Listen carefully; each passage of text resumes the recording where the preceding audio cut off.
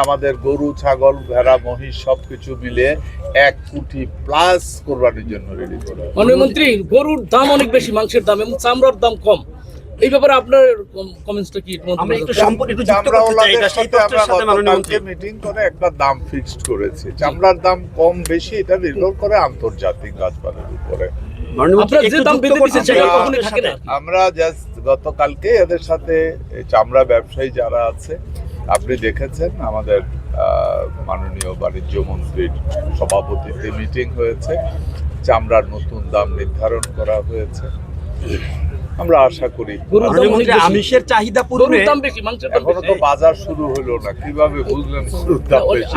আমি তো অরিড গরুর দাম কমেনি যায়, মানে রেগুলার যেটা আমরা ভোক্তা পর্যায়ে যে গরুর মাংসটা কিনে খাই, এই দামটা আসলে দিনকে দিন সাধারণ ক্রেতার মানে আমাদের মধ্যবিত্ত পরিবারেও এখন কিন্তু ছেড়ে গেছে যে দামটা আর কি।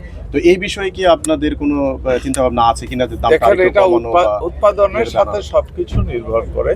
আমরা চাচ্ছি, এই কারণে তো আজকে এখানে আসা, যে কত কম দামে গরু লালন পালন করা যায়, কত উন্নত জাতের ঘাস আবিষ্কার করা হয়েছে।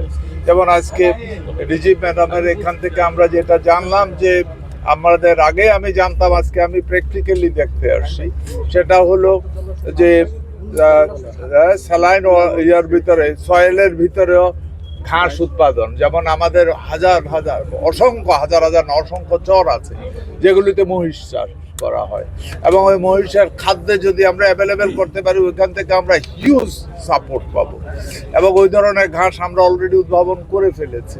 আজকে আমি ওইটাও দেখবো, ওইটা যদি হয়, ওই চরগুলির ভিতরে যদি ওই ধরনের ঘাস আমরা দিয়ে দিতে পারি, তাহলে এখন মহিষ খুঁজে খুঁজে খাচ্ছে এবং সে এনাফ পাচ্ছে না, তখন সে পেট ভরে খেতে পারবে, তার মানে ওখানে উৎপাদন অনেক বেড়ে যাবে।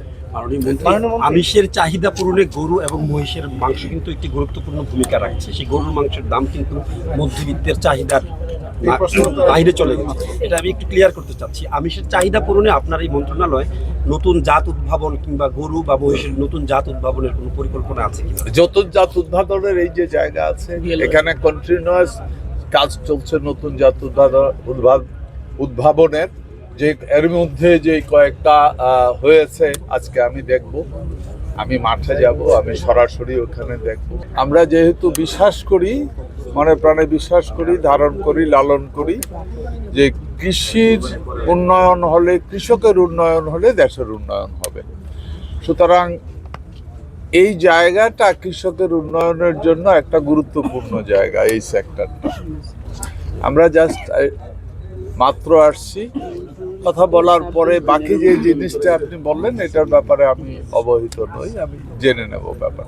মাননীয় মন্ত্রী, আমার একটা প্রশ্ন ছিল, সেটা হলো একটি জাতীয় গবেষণা প্রতিষ্ঠান, তৎকালীন অন্তর্বর্তী সরকার কোনো যাচাই বাছাই না করে একজন জুনিয়র কর্মকর্তাকে এই প্রতিষ্ঠানের মহাপরিচালকের দায়িত্ব দিলেন। জি, বর্তমান বিএনপি সরকারের লক্ষ্য এবং উদ্দেশ্য বাস্তবায়নে যে গবেষণার যে কর্মপরিবেশ, এটা বিএলআর এর আপনাদের প্রশাসনিক যে সংস্কারের কোনো পরিকল্পনা আছে কিনা বলবেন?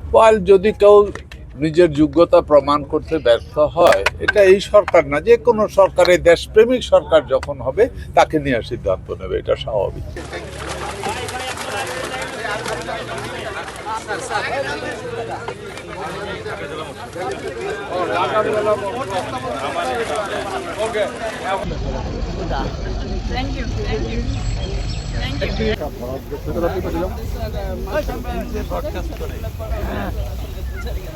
আমরা গাছটা সহ মাঠে বলতেছি, কে শুনে না তো ভাই, টুপিওয়ালা ভাই, একটু সামনেতে সরে যান ভাই, হাত দিন না।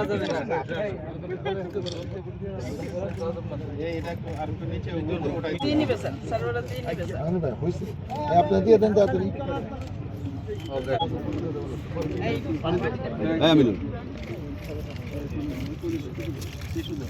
পানি দেওয়া লাগবে না, বৃষ্টির দিন তো পানিতে প্রচুর